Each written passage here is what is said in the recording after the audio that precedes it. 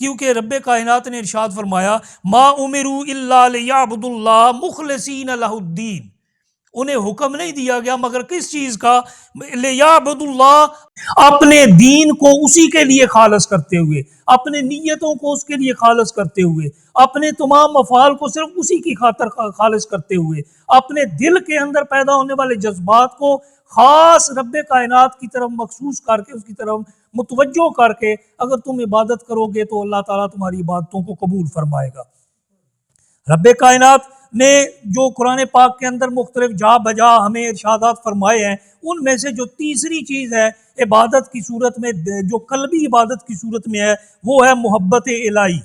یہ دل کی عبادت ہے، یہ اظہار نے اس کا ظاہری جسم کے ساتھ تعلق نہیں ہے، یہ ان کا تعلق دل کے ساتھ ہے، دل کے معاملات کے ساتھ ہے، چاہے وہ ایمان ہے، چاہے وہ اخلاص ہے، یا ابھی میں نے عرض کیا کہ محبت الہی۔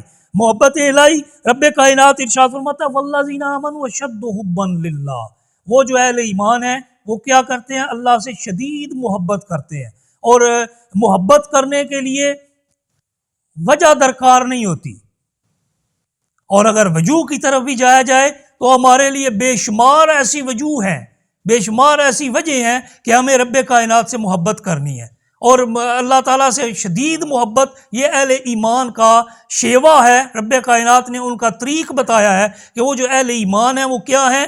وہ اللہ سے شدید محبت کرتے ہیں، وہ اللہ سے شدید محبت کرتے ہیں۔ اور شدید محبت کا طریقہ کیا ہے؟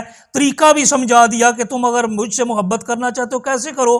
ان کنتم تحبون اللہ فاتبعونی یحببکم اللہ، اگر تم مجھ اللہ سے محبت کرنا چاہتے ہو تو کیا کرو؟ میرے محمد صلی اللہ علیہ وسلم سے محبت کی اتباع کرو، اور جب تم ان کی اتباع کرو گے تو رب کائنات تم سے محبت کرنے لگ جائے گا۔